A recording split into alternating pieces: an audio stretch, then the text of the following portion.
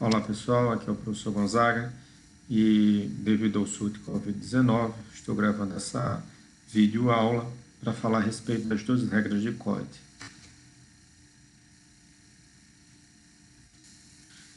Então, indo aqui a apresentação, PowerPoint, lembrando que eu só trato dos pontos principais, mas todos os pontos são importantes e tudo será cobrado em aula.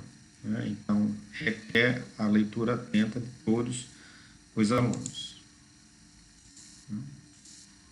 As regras de COID, existem 12 regras. Essas regras são definidas para verificar que todo o banco de dados seja o mais relacional possível. Então, ele deve seguir essas regras. A regra 1, super simples, ela tem que todos os dados serem em forma de tabelas. Então, ele usa dados estruturados. Ele não usa dados não estruturados, como vídeos, imagens ou streaming ou outras coisas que podem se encontrar pela internet. Então, tudo que é dado estruturado, ele pode fazer parte de uma tabela, então ele pode ser relacional.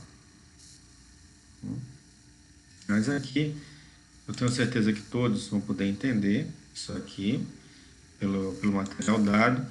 Caso precise, há um fórum de dúvidas, que vocês podem fazer qualquer pergunta, que eu vou tentar responder o mais rápido possível. E também tem a literatura que eu já foi dada em aula, que vocês podem pesquisar a respeito de cada uma dessas regras. Eu vou aqui apenas para algumas regrinhas que eu considero mais interessantes, que é a regra 7, a regra da independência física, que ela tem a ver com o armazenamento dos dados fisicamente. Se ele ocorre em um HD, se ele ocorre em uma partição no seu HD, ou em outro HD, ou em outra localidade, não importa. Ele tem que ser acessível pelo aplicativo. É isso que diz a independência física. Então, a forma como os dados são armazenados fisicamente, se no HD, se ele é do tipo FAT, NTFS ou outro tipo, nenhuma alteração deve ser necessária nas aplicações que fazem uso do banco de dados. E o interessante aqui, então eu tenho aqui a questão do armazenamento físico, tem a questão aqui do armazenamento físico, e assim deve permanecer logicamente inalterado os mecanismos de consulta e manipulação de dados utilizados pelos usuários finais. Então, mesmo que o armazenamento seja diferente em um banco de dados, ele seja modificado, enquanto eu já tenho um banco de dados com determinadas informações, várias tabelas, e no decorrer da minha utilização dos bancos de dados eu tive que mudar a forma como eles estão armazenados, o meu aplicativo, a lógica do meu aplicativo para alcançar os dados tem que ser inalteradas.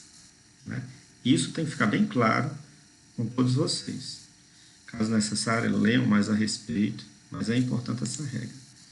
A regra da independência lógica, qualquer alteração efetuada na estrutura do banco de dados, como inclusão ou exclusão de campos de uma tabela ou alteração do relacionamento entre tabelas, não deve alterar o aplicativo que usa esse banco de dados.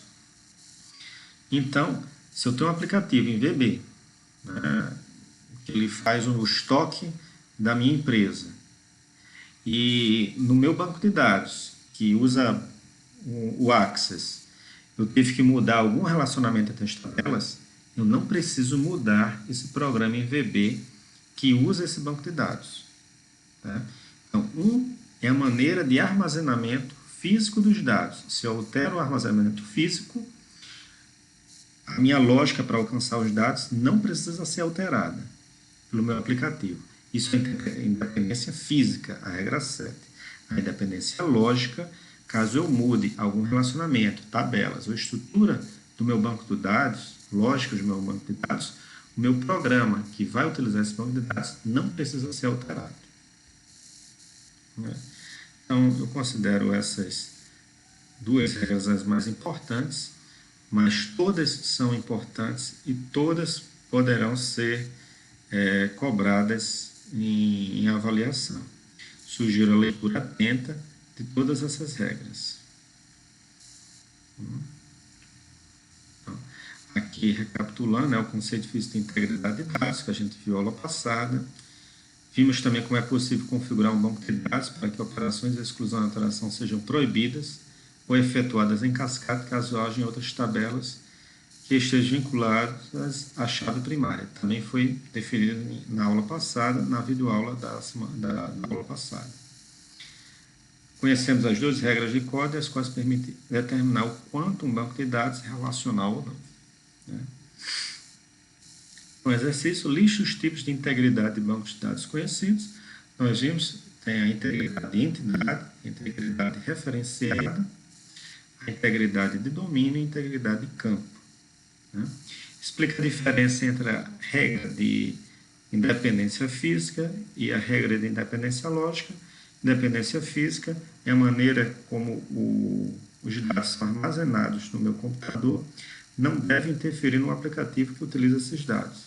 Independência lógica, se eu precisar modificar a estrutura lógica do meu banco de dados, como mudança de relacionamentos, alteração de tabelas, alteração de algum tipo de registro, o meu aplicativo que usa o banco de dados não necessita ser alterado. Obrigado a todos. Lembrando que esses são os pontos importantes dessa parte da disciplina, mas que todos têm que ler todo o conteúdo. Obrigado.